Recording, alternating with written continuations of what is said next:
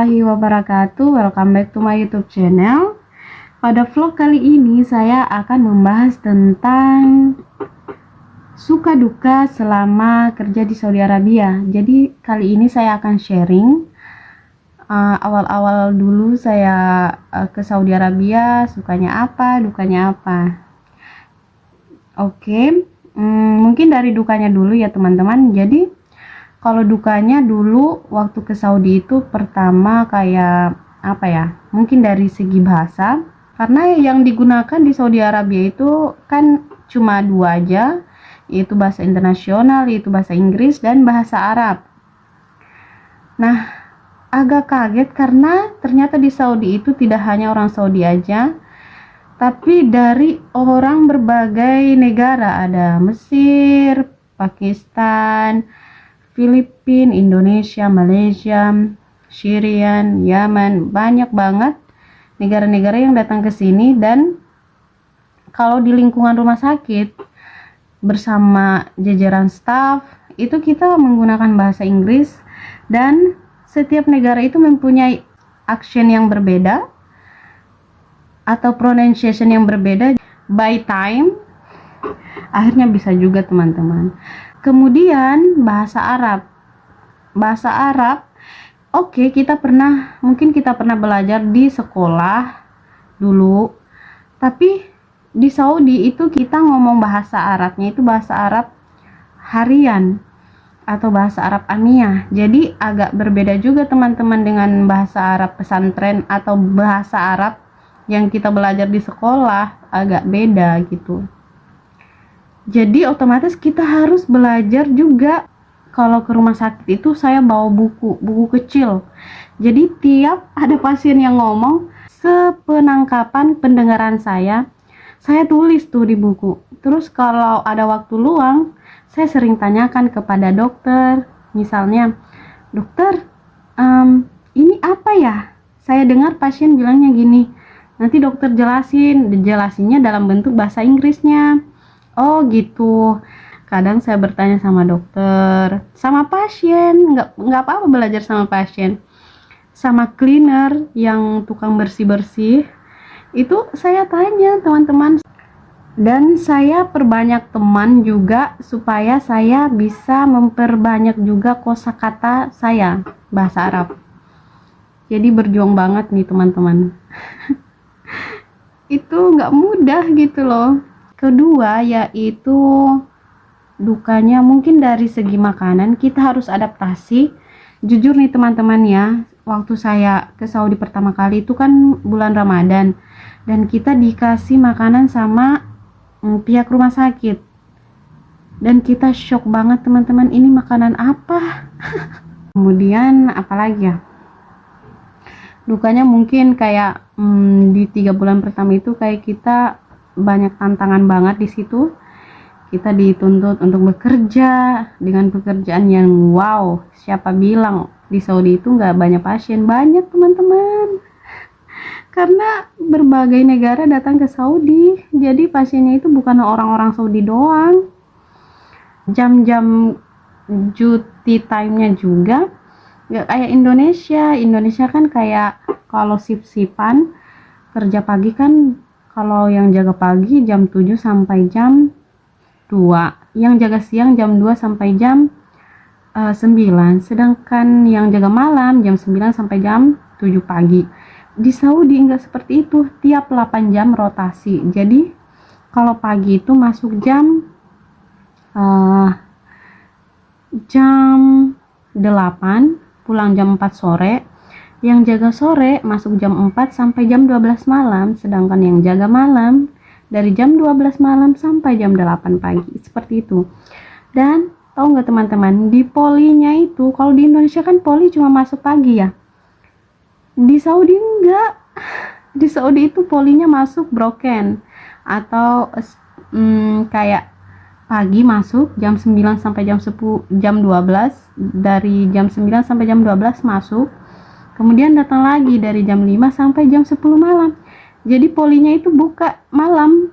Kenapa? Karena di waktu siang kan cuaca itu panas banget. Jadi orang-orang Saudi itu menetap di dalam rumah. Sedangkan waktu malam dari jam 5 sampai jam 10 itu cuacanya udah mendingan, nggak terlalu panas lagi. Jadi orang Saudi itu kebanyakan melakukan aktivitas di waktu sore atau di waktu malam. Seperti itu. Jadi kita harus beradaptasi juga. Jadi otomatis kita harus menyesuaikan waktu kita juga dengan waktu Indonesia. Apalagi dengan Indonesia kan beda 5 jam kalau untuk waktu Indonesia Tengah. Waktu Indonesia Barat beda 4 jam dan waktu Indonesia Timur beda 6 jam. Jadi seperti itu. Kemudian dukanya itu adaptasi sih, lebih ke adaptasi. Kayak 3 bulan pertama itu kan masa percobaan, jadi kita di situ benar-benar diuji. Pertama, kita harus adaptasi dalam lingkungan pekerjaan dengan orang-orang baru, adaptasi dengan makanan yang sulit masuk di tenggorokan, kemudian dengan hal-hal yang tidak boleh kita lakukan, kayak senyum ke pasien itu kan di Indonesia itu kan pandangannya bagus. Karena di Indonesia itu mengutamakan pelayanan, sedangkan di Saudi itu sesuatu yang harus dijaga.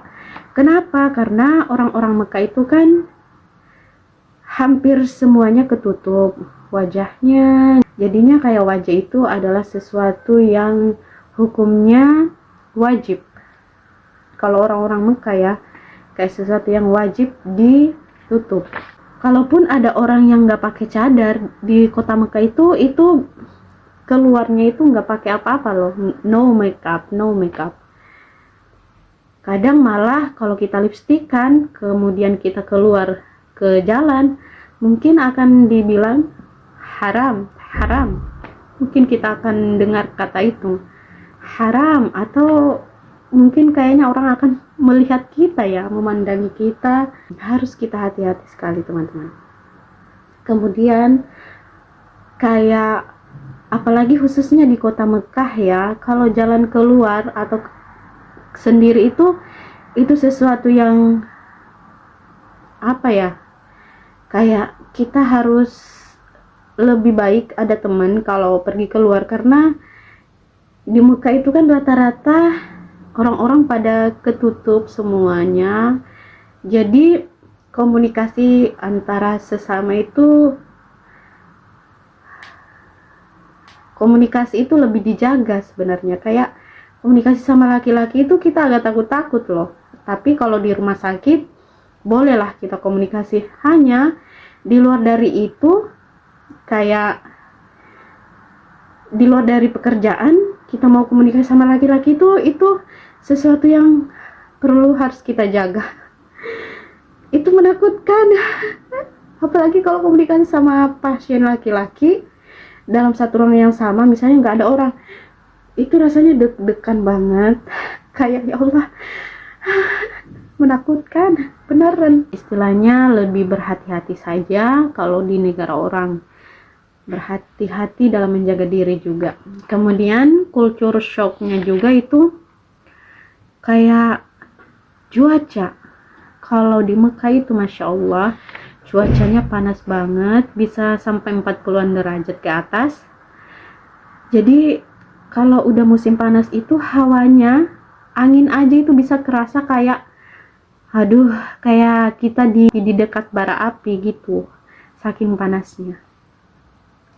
Kemudian selama di Mekah kayak saya lebih menggunakan baju yang berwarna hitam karena apa ya, kayak malu aja gitu. Kalau keluar dengan yang berwarna-warni, saya pribadi kayak jadinya malu, kayak jadi di pandangan orang. Jadinya ya udah lebih nyaman aja pakai abaya hitam. Kemudian homesick, ya lebih kangen rumah aja sih pastinya, pasti kangen rumah, kangen keluarga, kadang-kadang ya. Kemudian adaptasi waktu juga karena di Saudi kebiasaannya yaitu aktivitasnya di malam hari, jadi kita terbiasa juga, akhirnya terbiasa dengan aktivitas malam. Jadi kita itu kalau pulang kerja ya makan, pulang kerja malam itu misalnya ada yang jam 10 malam atau jam 12 malam, kita ngobrol tuh, ngobrol curhat dengan teman-teman, tentang pekerjaan, tentang segala macam yang dirasakan dalam pekerjaan. Ngobrol, curhat, masak, jam segitu, jam 10 atau jam 12 itu aktivitasnya kita melakukan masak, curhat. Sedangkan di Indonesia itu jam segitu itu udah hening, tapi di Saudi enggak hening. Apalagi ya kalau di bulan Ramadan itu polinya bisa buka jam 10 malam sampai jam 2 pagi. Kebayang nggak tuh poli bukanya jam 10 malam sampai jam 2. Di Indonesia nggak ada poli jam segitu, apalagi pagi dini hari. Kemudian 3 bulan pertama itu kan Masya Allah itu adalah 3 bulan masa percobaan yang dimana kita harus adaptasi dengan berbagai hal, dengan bahasa, dengan makanan. Kemudian kita kalau perawat ya, kita kan juga harus dituntut suatu kewajiban untuk melakukan ujian bagi perawat, ujian kompetensi perawat, tapi khusus tingkat internasional. Nah, di Saudi juga ada ujiannya, jadi dengan menggunakan 2 bahasa, yaitu bahasa Arab, Inggris. Jadi kita selain sibuk dengan pekerjaan, adaptasi makanan, lingkungan kerjaan dengan teman-teman, dan kita juga harus belajar bagaimana kita bisa lulus ujian, karena itu merupakan juga suatu hal yang wajib gitu. Kayak kalau kita lulus ujian, kita bisa dikatakan sebagai perawat yang kompeten dan bekerja di Saudi Arabia, seperti itu. Jadi banyak pressure-nya gitu. Di 3 bulan pertama itu Masya Allah banyak sekali pressure-nya. Tapi setelah kita melewati itu, insya Allah udah aman. Selanjutnya kayak ke 4 bulan atau 4 bulan ke atas kayak lumayan ringan pressure-nya. Jadi seperti itulah dukanya. Kemudian apa sukanya kerja di Saudi Arabia?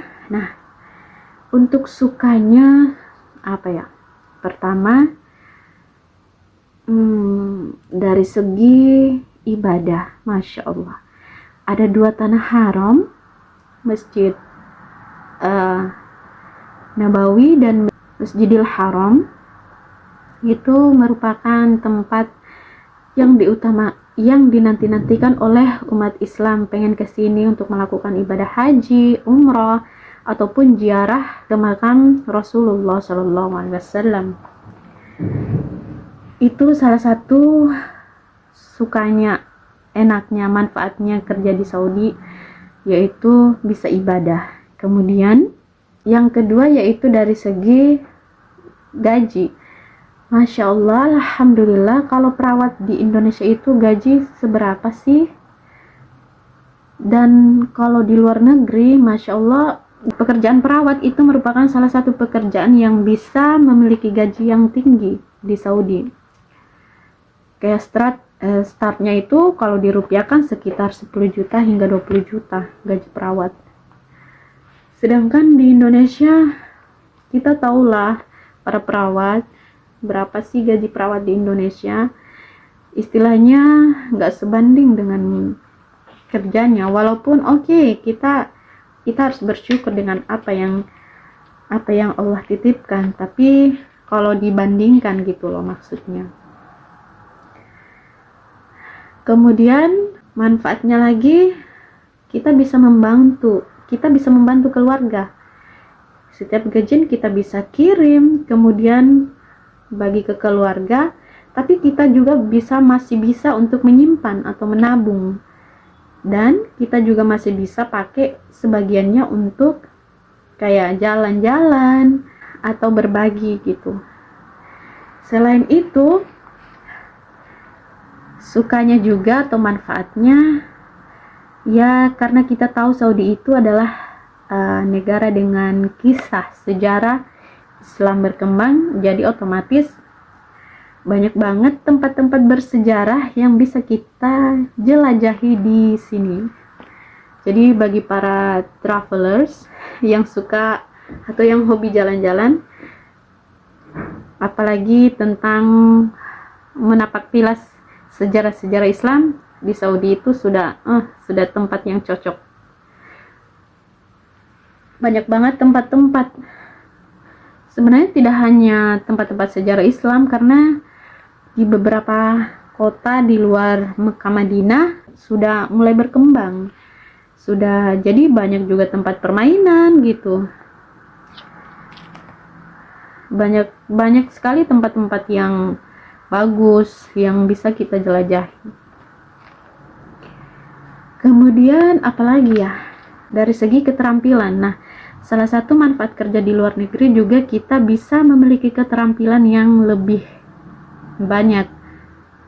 Contohnya kayak dari skill juga dalam pekerjaan mungkin berbeda. Kemudian dari bahasa. Nah, karena bahasa yang digunakan yaitu bahasa internasional atau bahasa Inggris dan bahasa Arab, jadi otomatis komunikasi kita atau bahasa kita juga berkembang. Tidak hanya Indonesia aja.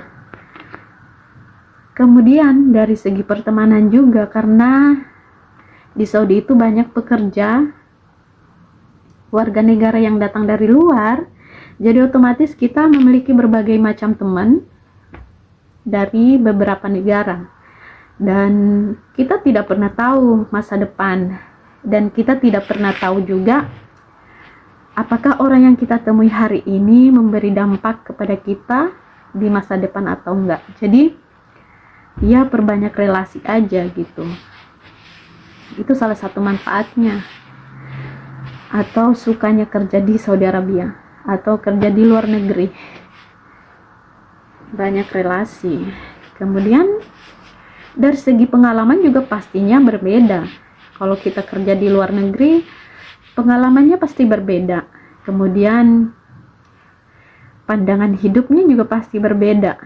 Jadi mungkin itu saja beberapa salah satu suka duka kerja di Saudi Arabia, manfaatnya apa saja, sukanya apa saja, dukanya apa saja.